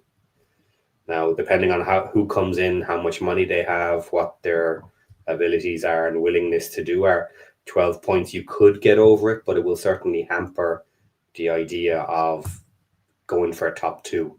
You may end up needing to go through the playoffs if that's enough to hurt you in the season. So something else just to consider in the back of the mind as this plays out. We'll figure this out as it goes. I still think they've got some still hanging charges regards the failure to pay wages and stuff, haven't they? I think that's still sort of hanging around in the background, and I don't think that ever got confirmed of what the punishment was. I don't know whether that's further transfer bans or more points and stuff like that. But the thing is, if you're Sheffield Wednesday, given point, I think even any potential new owner would say, look, we'll rather have you give a 6-point deduction rather than any future transfer bans, because they kind of say we're going to go down this season. Just if it means we're mathematically down by Christmas, oh well, big deal. Yeah, they want to be able to start next season with a clean slate. Yeah. So would those? I guess on that kind of that vein, would that the deduction you're speaking of, Patty, would that happen this season then? No, next season. So it doesn't happen until next season. So that sucks. Yeah, that sucks. Okay, well that's disappointing. All right. So one of the big issues as to why this is a concern is debts owed to Chancery himself. Because debts owed that are still on the books to him are still owed, and he will be included. So unless he basically agrees to write the debt off, in which case it reduces it and brings up the percentage paid out to everybody else, there is a chance that as a parting farewell gift, he turns around and says, no, screw you, I potentially want whatever pennies I can get, even if that drops the percentage from 30% down to 20%, because of the debt he carries, even if he doesn't get paid it, and then screws him into more penalties, points, deductions for next season. Okay. All right. Anything else on Wednesday, or are we good to move on? Yep. Good. All right. Let's move on. Match day 13 roundup. Let's talk about Wrexham. Wrexham Coventry. We won. Yes, we won. Thoughts, Patty? I'm sure you've already talked about it a little bit, but very, very good performance. Mostly positive feedback from other fans from Coventry and commentators and stuff. A little bit of, but we had players injured. Yeah, okay. We had players injured for the last couple of weeks, and we didn't have amazing results. So tough shit, get over it. But they had a decent team. They weren't missing everybody. They are still a good squad. We did well. Shame about the 2 goals we let in. I would have preferred 1 maybe, but c'est la vie. We don't care. We got the points. We don't really worry about the goal difference too much. You gotta say Sakamoto was he's lovely strike. He's good. He's a player, isn't he? Yeah, he's seen something else. I like him. I like him a lot. Was there anybody else for them that stood out for you, Patty? Just an all-around good team. They played really well. Yeah, they were a good team. I wasn't blown away. I think Sakamoto was the one for me. That was the one that stand out. Yeah, he definitely stood out. And like you say, they were, they had a few players out, so maybe they look a little different with everybody. But I thought, they looked like a good team, but just weren't quite at it. I thought, man, I really was happy with the way we responded to the goal in the first half. Yeah. And then come back out in the second half and really got after it. I was worried once they got that first one that it could fall apart, and it didn't. And the boys, tightened their belts up and got to work. Yeah, I liked it. I thought it was a really good performance, and then of course that second half from Kiefer and Windass was just unbelievable. It was so. Let me ask you this. I did want to kind of get into this a little bit. So to me, that was us reverting back to the box midfield with two holders. And then I think in Parky said in the press conference afterwards, he kind of tweaked it a little and asked Windass to play tighter with Kiefer, not drop as deep, and and then we were letting O'Brien do more of the midfield, that what you would consider number 8 work. You know what I mean? He was doing more of that type of stuff. Now he was still getting forward and doing, that one. I don't know what he was doing on that one where he runs forward the ball. There's nobody in front of him, and he just tries to cut inside with it. I don't know what the hell he was doing. That was why he didn't shoot there was beyond me. But yeah, it was. Yeah, I thought it was good. I like to see the Parkies jumping back and forth between the tactic. You know what I mean? He's not just sticking to one. He's kind of, it looks like, because let's be honest, the last couple seasons, we're playing this way, this formation is exactly what we're doing, and we're not changing a fucking thing. Whereas this season, he's gone, we started in the 3-5-1-1.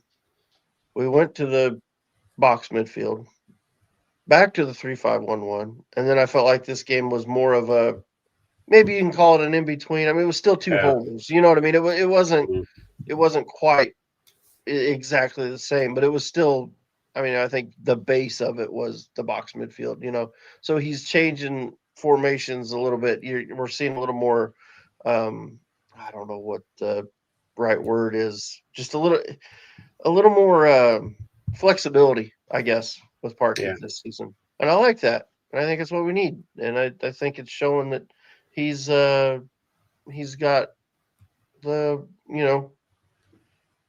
yeah, I don't know. I like it. What did you think of that? I'm laughing again. Right, Paul Kelly, he's called you. I know, I saw it. I know you got me. Well, I just kept asking the question, Aaron. And then I had to explain it. He did ask a question. He just answered his own question. It happens. Sometimes I like to hear myself talk. Okay, leave me alone, Paul. Jeez. Anyway, so what were your? Oh gosh, I'm about to knock the computer over. Hit my laptop and punch my laptop. Got me all flustered, Paul. Thanks. It's all falling apart now. It's all crashing down. Right for the green screen fall over. It's going down. But what's your thoughts on that, Patty? You agree, disagree? What do you think? Yeah, I do. I just kind of hope that the base works for the majority of teams. Mm-hmm. Because the difference here potentially is the fact that Coventry were attacking. Mm-hmm. They expected to be banging some goals in, and they expected us to crumble and fall apart. So is this tactic going to work with some of the teams that'll sit back, that'll give us the ball? Now we did play attacking football. We did steal the ball off them. So look, it is what it is. But hopefully, yes. I hope this is the future to come. And to be honest, I would prefer to be slapping the big boys around, even if we have to lose to some of the weaker ones. I think that's more fun. What did you think of the game, John? I haven't heard your thoughts on it. I really enjoyed it. I thought it was a really entertaining game. As a neutral, I didn't really care who won. To be fair, I kind of half wanted you to win because Coventry hadn't lost, and Coventry fans are a bit arrogant these days. So the thing I found quite pleasing is that they went 1-0 up. I won't say it was against the run of play, but it kind of half was a little bit. Yeah, a little bit. We were pressuring more than they were. They were pressuring. Yeah, you were pressuring them more, and and stupid Dan Scar played him on side. Yeah. But I think the pleasing thing was you didn't go under, and you sort of went for it. And the one thing I think was key for the game was there was two performances. they could not deal with Kiefer Moore. They did not know Mm. what to do with him. They tried everything and nothing worked. In the end, they just reverted to just jumping on top of him and pulling him down because Yeah. they didn't really know what to do with him. And I thought O'Brien was absolutely exceptional for you in midfield. He knitted everything together, and he was everywhere. And he was everywhere from right from minute one to the end. And I get all the moans and gripes about his chances and all that, but you know that's not why he's in the team. You know, he is absolutely key to how you want to play. But no, I just thought it was really nice to see Coventry kind of get thumped on the nose. And like I said last night, I think there was a degree of arrogance about them when they went 1-0 up. I think there was a touch of, we'll just go and win this game now. And it was nice for you to sort of say, no, whack. But the one thing I would say, it's like our performance when in our game. It's one game. Yeah. You know, Yeah. if for instance, if you go to Portsmouth and lose 2-1, right, as painful as it is, that Coventry win means absolutely sweet nothing. Yeah. In a matter of sense, if you know what I mean. It's like you like to think this is the start of maybe not turning the corner, but a run of consistent results. Yeah. You know, now you've done it against Coventry. That's the bar. That's what Parky should be saying to the players. That's the performance level bar. You don't drop below that now. That's the level from now on to the end of the season. Yeah, Habsification here. Sheaf and James as a double pivot was a revelation. Yeah, playing those two together was, I thought it was brilliant. I thought they were both great. I thought Sheaf was particularly fantastic. He's got that.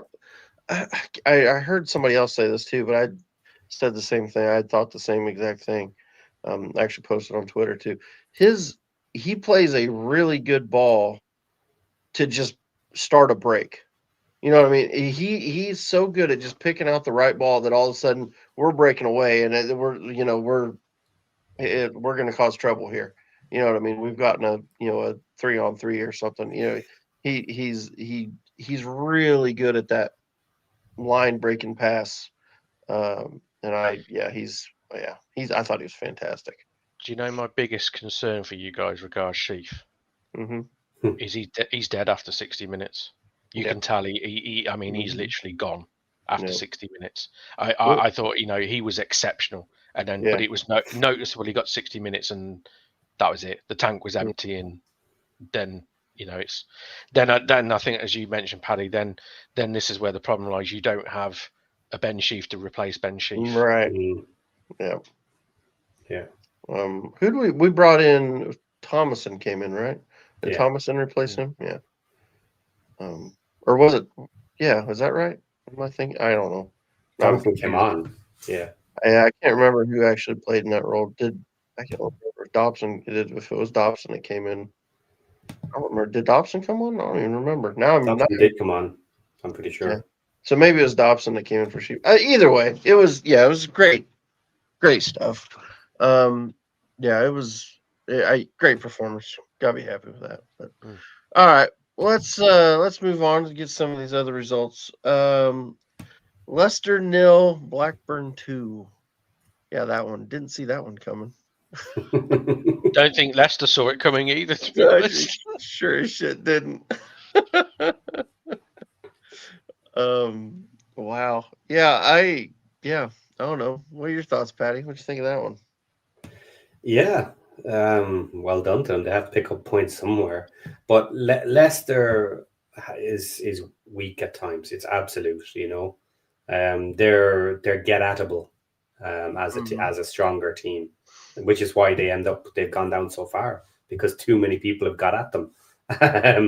I thought they were doing okay for a while. They were staying up to it and managing to pull out decent results, but they've definitely gone on a slide. Mm-hmm. Shows a bit of momentum, doesn't it? Because I think haven't Blackburn beaten Leicester and Southampton in the last 2 games or something like that? I can tell you real quick. They've had a run of a few. I don't know if it's 2 or 3 wins on the bounce now.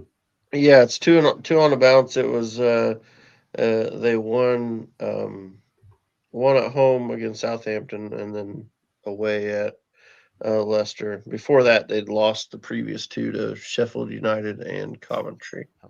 So And let's be honest now. If you offered any of us, a win away at Leicester and a win at home at Southampton, you'd be like, absolutely. You've got to play really bloody well to do that. So fair props to Blackburn. Didn't see that coming. Yeah, me neither. Norwich 0, Hull 2. I mean, did that surprise anybody? Not me. No. I mean, Norwich can't win at home. They continue to not win at home. What's that? Is that 7 or 8 they've lost at home now? 7, I think. 7? Yeah. Yeah, they're they got problems. They got serious problems. I believe Hull won without McBurney either. Yeah, which is wild. Has he been out for a couple weeks? No, because it messed up my fantasy team because I got a notification saying McBurney's not playing. I was like, what? You got to be joking me. So I had to quickly bring somebody in. So I think he was available last week. So I don't know what was wrong with it. Yeah, I gotcha. Okay. West Brom 0, Sheffield Wednesday 0. I think we kind of talked on this one earlier. Yeah, you don't want to be drawing 0-0. Sheffield Wednesday are getting quite good at pulling out draws against better teams that should be hammering them. Yeah. They're a real banana peel club. They're gonna take out multiple teams out of nowhere randomly, it seems. Yeah. Birmingham 4, Portsmouth 0. We don't really need to talk about that one. No, I'm kidding. Anything? What was your thoughts on that? Obviously, you're happy with it, but what was your takeaways from that one? It should have been 7-0. And when I say that, I don't say that with tongue in cheek. It generally should have been. I think when the opposition manager comes out in his post-match interview and says we lost 4-0 and it flattered us, it says it all. I think 3 set piece. Well, technically they all came from set pieces, but it was 3 set piece headers and then a deflected goal. But no, it was just Davis seemed to have tweaked his system. We got Marvin Dutch started. He's only his 2nd game of the season, and it just made the front line click. We had a presence up top that could hold the ball and a player that we could play off. And he's really good. He is really good. And he's not fully fit yet. So if we can keep him fit, he's going to kill defenses and teams in this division because he's a big guy. He's like 6'2" or something like that. He's a big physical presence, but his touch, you can tell he's played. I think it's the last three seasons at Bundesliga level. Yeah, he's just his first touch layoffs. His vision. I mean, there was a moment where a ball was absolutely howitzed up to him, up to his chest, and he had 2 Portsmouth defenders pretty much on the back about to flatten him, and he just sort of chested it, angled it in between, just in the path of the fullback to run onto. And you just thought, yeah, that's a quality level you don't see often at this league. So yeah, it's pleasing to see. I'm not sure he'll start tomorrow because only just come back from injury. Right. Second game in his. Did you play him in the 10 or did you play him up front as 9? He pretty much played up front and Stansfield kind of played off him. So what we did, we had Dutch up front, Stansfield kind of off him, Patrick Roberts on the right hand side, and Damari Gray off the left hand side. And for once, finally, he played Tommy Doyle alongside Paik in midfield, and Tommy Doyle is just a Rolls Royce at this level. He is ridiculous. So yeah, he's starting to look good now. So yeah, all in all, a really good performance where actually the stats and everything and the scoreline backed everything up rather than us going, how the hell did we not win that game? So, but very much like your game, if we don't back it up tomorrow night at home against Millwall, doesn't matter. If we get beat 1-0 by Millwall, it doesn't really show anything. It's just one game. So did I hear? I think I heard that you guys scored 3 from set pieces. Is that correct? Yes. Which is, I mean, you guys haven't been great at those lately, have you? Isn't that a new? No, that's not normal. we've looked like we haven't practiced set pieces all season, I and was now going to say, I didn't think so. now all of a sudden, shock horror, the manager comes out and says, I've been training the lads on set pieces for the last couple of weeks. And lo and behold, we've come out and actually looked really dangerous at set pieces. I think whoever was taking the set pieces training before Chris Davis probably should find other employment, because whatever they were doing was not good enough. But yeah, I mean, we're not particularly. Even last season, we weren't a big set piece side. But the one thing is, my dad mentioned it to me. Actually, it was a fair point. I really hadn't thought about it this way. Is when you've got people like Cochrane and Doyle and Paik and a few others which have got the delivery of a dead ball, which they have.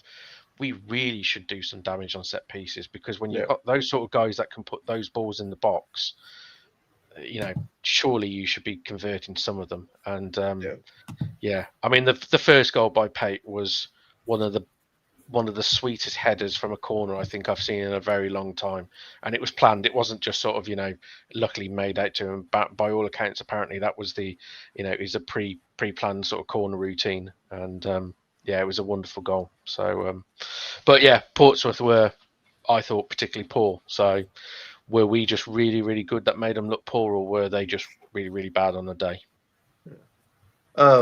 One thing Michael just reminded me in the chat, the most expensive penalty taker in the championship missed a penalty. What the hell? What's that all about? Yeah, he did. Poor penalty. Terrible. Still on was it just a bad penalty? Was it really? It was just a bad penalty. To be fair, I'll be honest. It seemed a little bit confusing who was going to take it, because I don't know whether that got in his head or something. But Dutch sort of held the ball. Like a lot of them do these days, where somebody else holds the ball and then gives it.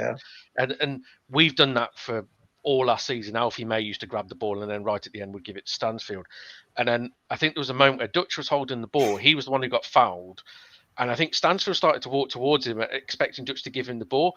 And he just kind of looked at him and just looked back around. And it was like, no, this is mine. And there was like a bit of a pause of, no, mate, you've got to give me the ball. I'm taking the penalty. So, it's to be honest, it was one of those where he missed the penalty and you kind of thought, oh, God. But thankfully, we scored, I think, a few minutes later from a corner. So it didn't really impact the game too much. But I was a bit concerned that because we were so dominant in that first 20 minutes, that it was one of those, if we don't actually score and get ourselves in front now, we never will in this game. So all right, next game, Charlton Athletic 1, Swansea 1. I don't know that I'd say that's a surprise. I mean, I think that was probably I don't remember what I tipped for that one, but yeah, that's not surprising that would end in a draw. Did either of you guys get to watch this game? I saw the highlights. Okay, I haven't. I think Swansea missed an absolute sitter to win it. They really did. Well, I mean, I can't say that I'm upset that they didn't win it, but also, wouldn't mind seeing that little fucker Jones lose a game. It was brilliant in the highlights when the final whistle went. The camera panned to the dugouts, and sort of Nathan Jones sort of begrudgingly went over to shake his hand. I mean, if there was ever just a picture of a manager or somebody's face where it just looked like a child where his favourite toy had just been taken away from him, I mean, it was just that. The bottom lip was. It's just like, go on, cry, Nathan. Go on, cry. You want to. No, not fair. It's not fair. Yeah, it was that. It was that. Not fair. Oxford 2, Millwall 2. That's a good result for Oxford. That's a surprise to me. I know they're at home, but that's I would have thought Millwall would have got something there or would have won that just by looking at the position in the table. QPR 1, Ipswich 4.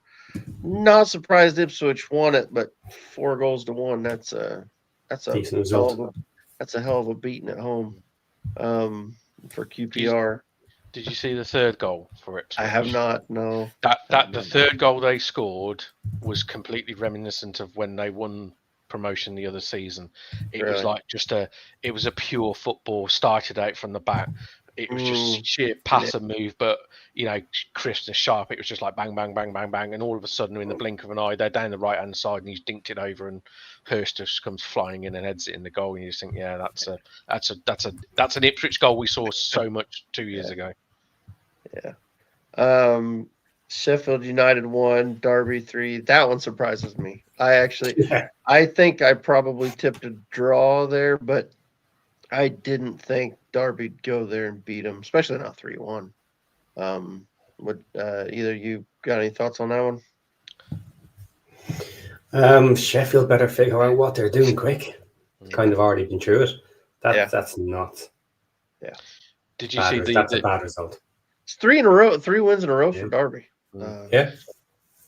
John Eustace's Barmy Army. Did you see the real funny moment in that game? Because do you know the story behind Sheffield United? They play the song. What's the name? Oh, I did see this. Yes. Greasy. They all before kickoff in the first half and the second half, they always play Greasy Chip Butty song, and they cut it they cut it out so the fans finish the song, and it's just perfect time. And they cut it out, and of course the ball's gone up the other end of the field, and Morris is just all of a sudden and he's on his own, and it's just like it's cut off just where the fans are meant to start singing, and they all kind of go. No! And it's just that silence, and then it's just like scores.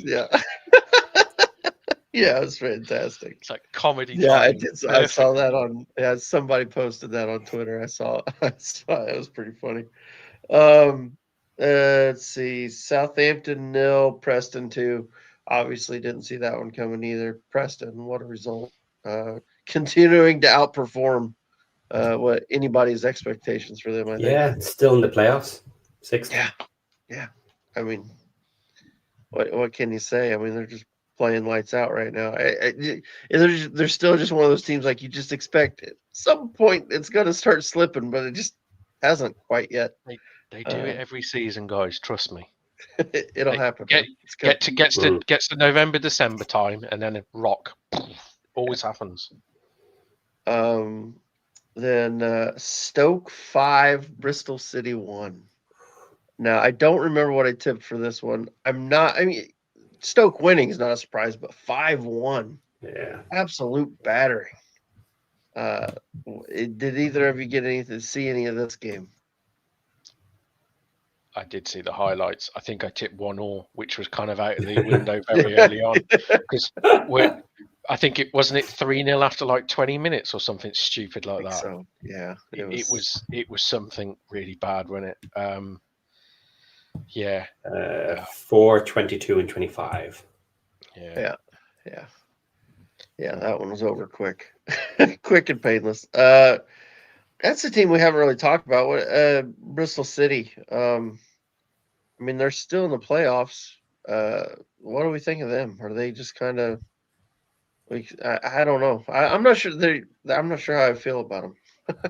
Yeah, at start of the season we were saying overachieved last season and will probably slide this season. I think they will slide. Okay. By the look at them, I don't see consistency of a high quality that's going to keep them up there. I think they'll slide down. I think they're the benefactors of they did the perfect 3-game week, didn't they? The other week where they won all 3 games in the 3-game week, and it took them from just below the playoffs to right in the playoffs. Yeah, right. So maybe this 3-game week they kind of revert lose back. them all. There you go. Then last game, another surprise result. I thought Watford 3, Middlesbrough 0. Absolutely waxed them. Yeah. Takeaways on that one? Nothing. Who cares? Hopefully Middlesbrough keep that run of bad form because we play them Saturday. So. Oh, there you go. Right. Fair enough.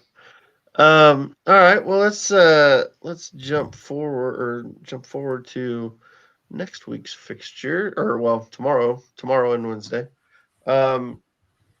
So tomorrow we'll start off with what in the world happened to my thing there?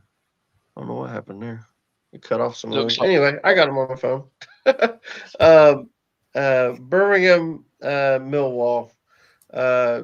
What's your feelings going in that one, John? it depends what Birmingham turn up. If it's the Birmingham that played Bristol, then I think Millwall could probably beat us. I think if it's the Birmingham that turn up against Portsmouth, then I think we'll win.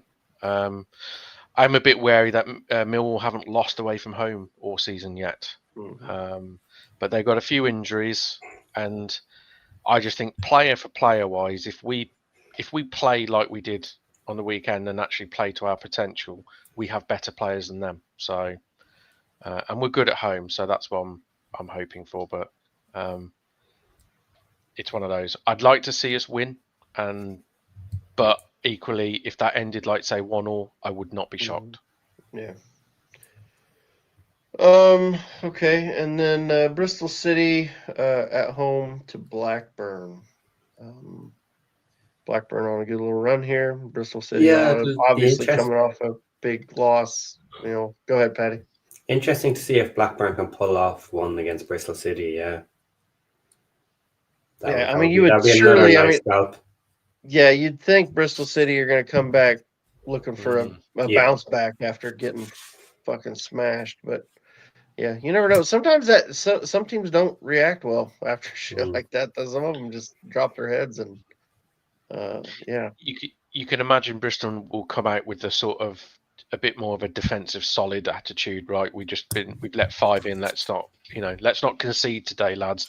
Which I think might actually play into Blackburn's hands in the sense of I think that could end up being quite a bitty nothing game and then 0-0 or 1-1, for example, which I think Blackburn would take all day long. Well, I'm blanking on his name, but he's kind of a high pressing type of manager, though. The guy at Bristol, isn't he? Doesn't he like to play more of a high press and really get after teams? I can't think of his name. Struber. I was going to say he's German, right? Austrian. Austrian. Okay. Gerhard Struber. Gotcha. Okay, and then Charlton at home to West Brom. West Brom going to be looking to get something out of this one. Nathan Jones is going to try to win it 1-0, right? For my chair, is it possible they could both lose? I mean, no, it's not possible that they both lose. But I honestly don't know what I want from that result. To be honest, probably 0-0, I guess. Yeah, 0-0. That works. Derby at home against Hull. That's an interesting game. Derby on a really good run right now, and honestly, so are Hull. So that could be a fun game to watch. Actually, might have to watch that one. Hopefully, it's on TV. Anything on that one, guys? Are you good? No, it's just a very solid match. That would be very interesting to watch. Yeah. Army.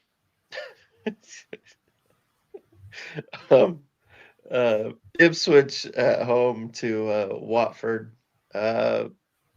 Watford coming off a big result. Ipswich look like they're starting to get things figured out.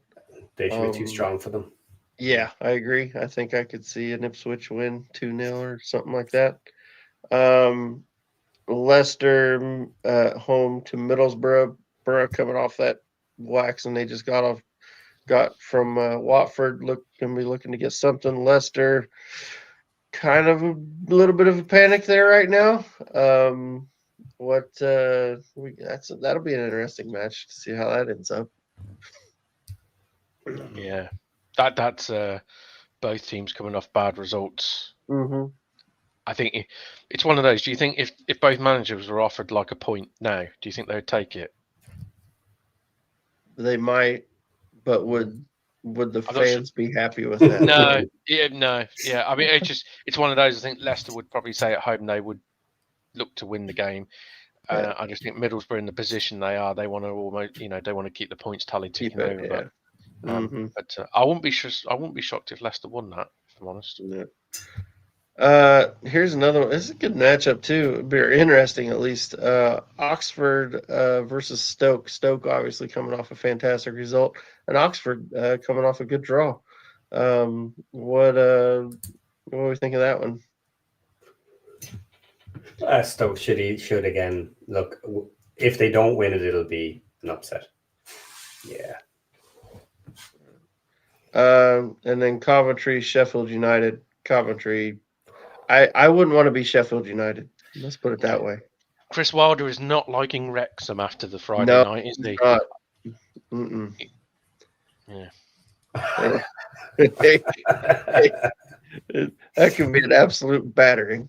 This, you know what though, this would be hilarious if Sheffield United gave Coventry a battering. Yeah.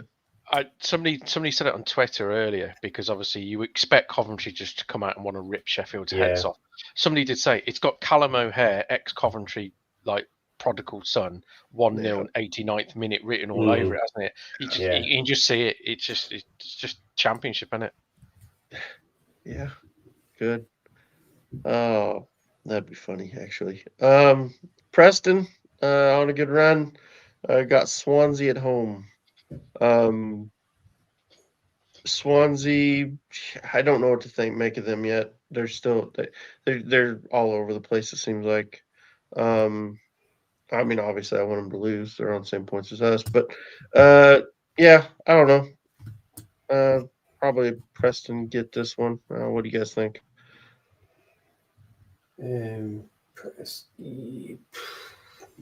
That's a tough one. They're very kind of even here. I expect any result out of this one, to be honest.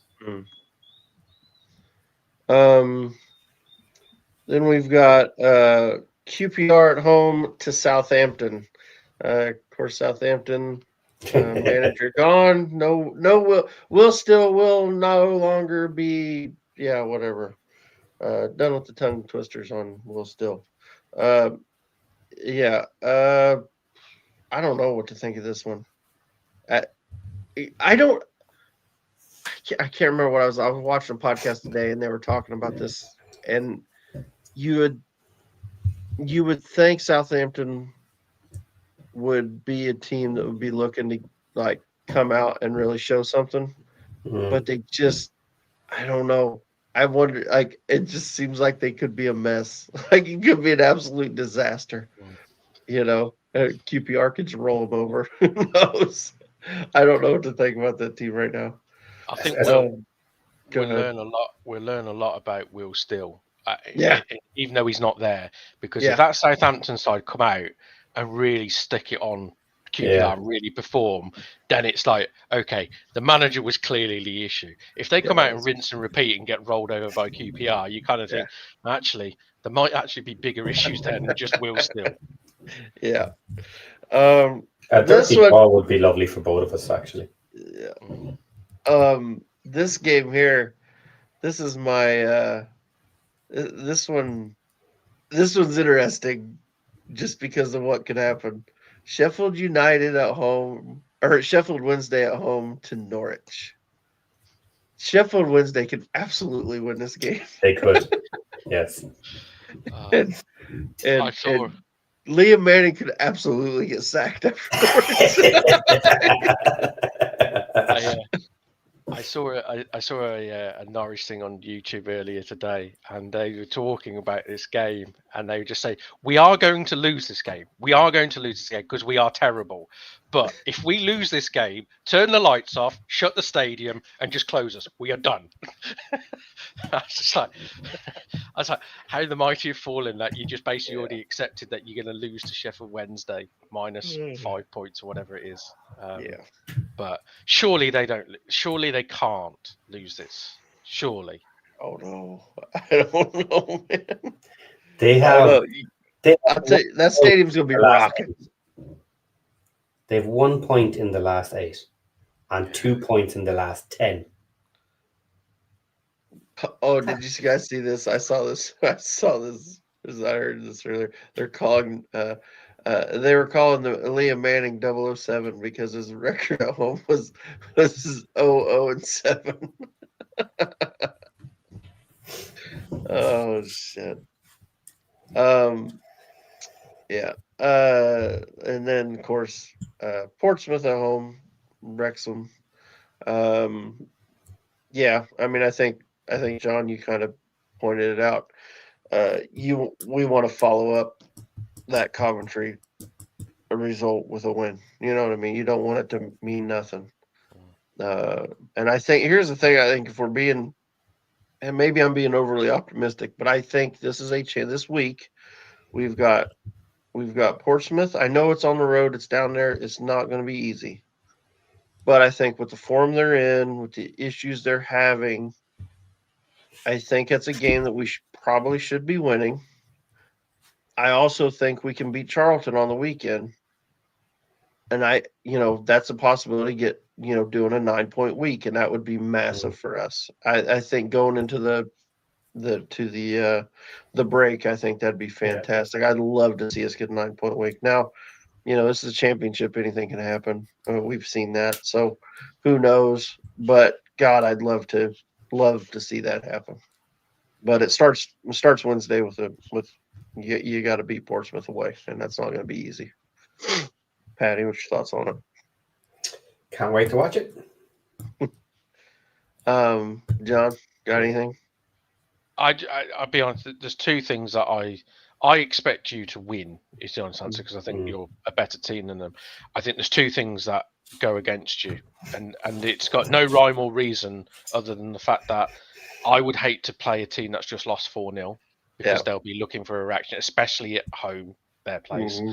And secondly, they've lost, what is it, 4? Is it 3-4 on the bounce now, whatever it is? Yeah, something like that, yeah. Teams rarely lose, 5 on the back. It's one of I hate playing teams that have lost like the last 3, because you just could, as a fan, I just instantly think, well, not many teams lose 4 on the bounce here. It's just one of those. No matter how well you're playing, it's just law of averages. They're not gonna lose one game. They're gonna draw something, or they're gonna do something. So I just look at it in that and just think, that's the only thing I would say, sort of, to err against. But I still think realistically, you should be too strong for them. What I've seen. Yep, totally agree. Yeah, haven't heard of any new injuries. We've basically a full squad, first 11, hitting them. The only thing one thing I do worry about, because it is a 3-game week, and really it's our third 3-game week in a row. Where are we at? I mean, like you said, Sheaf can't go 60. Can he do 2 games back to back 60? I don't know. I don't know. I think he can. But I mean, it's just, can Matty James do the whole? You know what I mean? Are we even going to stick with that lineup? Is he going to change it? You know what I mean? Parker may do something completely different. Who knows? I wouldn't. Usually, though, when we get a good result, he likes to go back with that saying. Stick with that group if he can.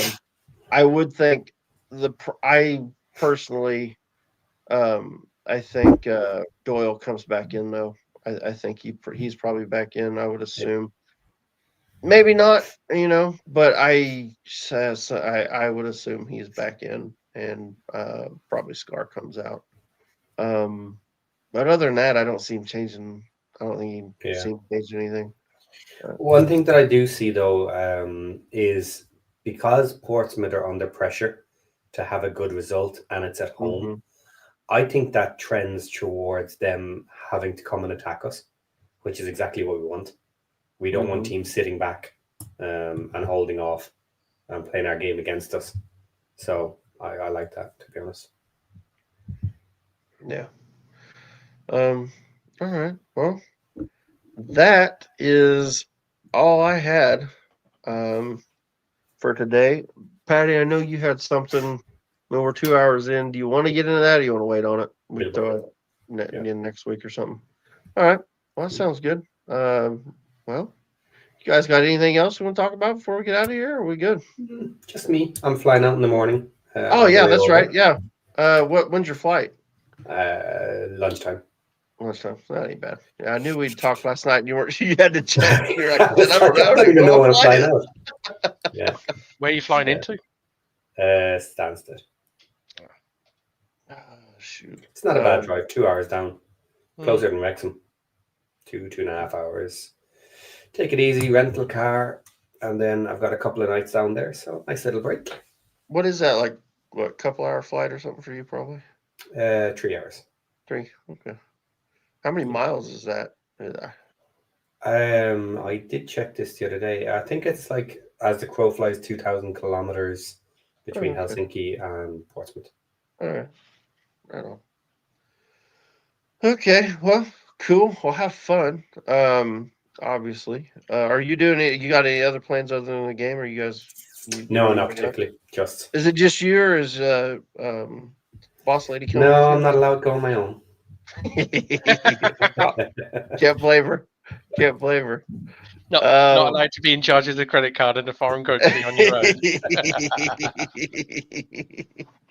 Oh shoot! Right on. I don't know why we're both laughing because we both know it'd be the same. I know. Position. Well, we're laughing because it'd be the same for us. Yeah, That's yeah. why. That's why we're laughing.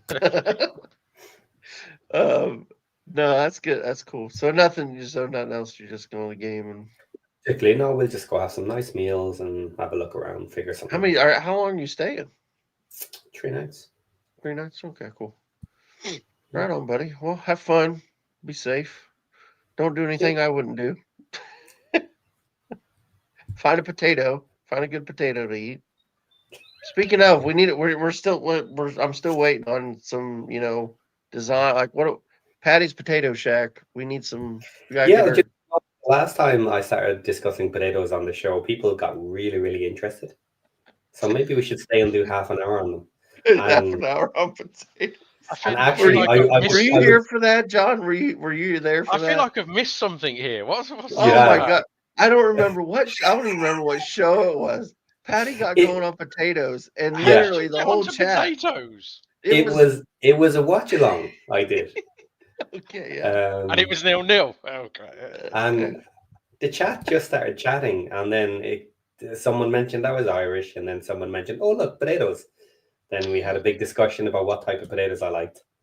And I am looking forward to a nice big jack of potatoes. But all right, okay. In the UK. Okay, hold on. I gotta ask John, since you lambasted me for this.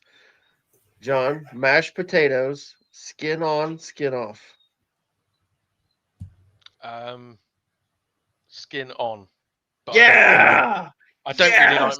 I'll be honest. I don't really like mashed potato. So. Oh, okay. Well, see, I'm a big skin. I got lambasted by Patty. He told me that's absolutely the wrong way to do it. It is the wrong way to do it. It is the wrong way to do it. It's just I'm a lazy bastard when it comes to making mashed potato. But I prefer jacket potatoes done in the oven. Personally. But now, interestingly, I actually love potato skin. So I love boiled potatoes. I eat the skins. I have no issues with skins. Just not with mashed potatoes. What do you like? Potatoes should be smooth. What do you like on a jacket potato, John? Either grated cheese or some nice baked beans. Baked beans. I've Yeah. never tried that. Mm. I'm sour. I'm butter, sour cream, cheese. That's what I like. Yeah, maybe some bacon bits, a little bit of bacon bits. Yeah, I'm good with that. Or are you talking about all of that in one go, like all together? Yeah, all that on my potato. Yeah, absolutely. Whatever floats your boat. I'll take picture next time. Don't worry. Okay. All right, guys, let's get out of here. We're being silly.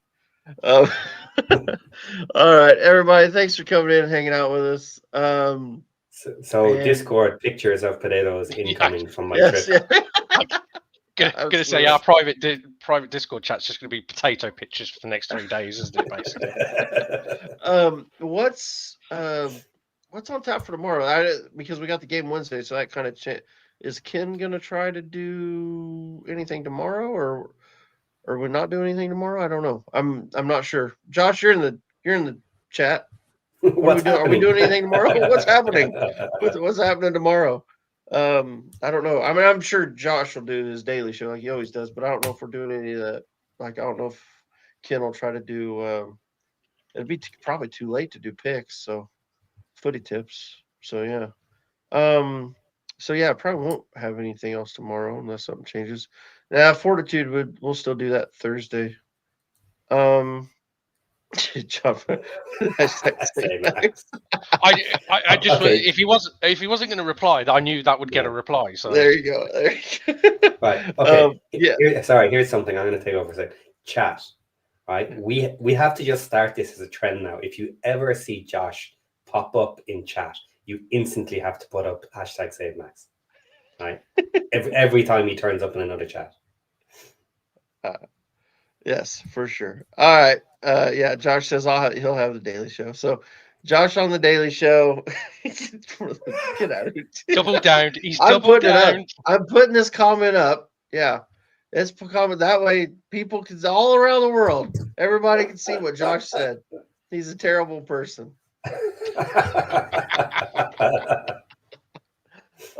Anyway, yeah. So Josh will have a show tomorrow. Obviously the watch along and the whole bit on Wednesday, and then I'm not sure if we're doing anything after Wrexham time. I'm not sure. I might cover that one because you say you definitely can't, right? Because you're be at the game. No, I may be able to jump in if somebody else does it for a little bit. Yeah. I might be able to. Say hello. I got to see scheduling. I don't know what the kids got going on practice wise, so I might be able to cover that. And then TAC Fortitude should be normal time on Thursday. And yeah, I think that's it. So on that bombshell, we will we'll see you all soon. Bye. See you guys.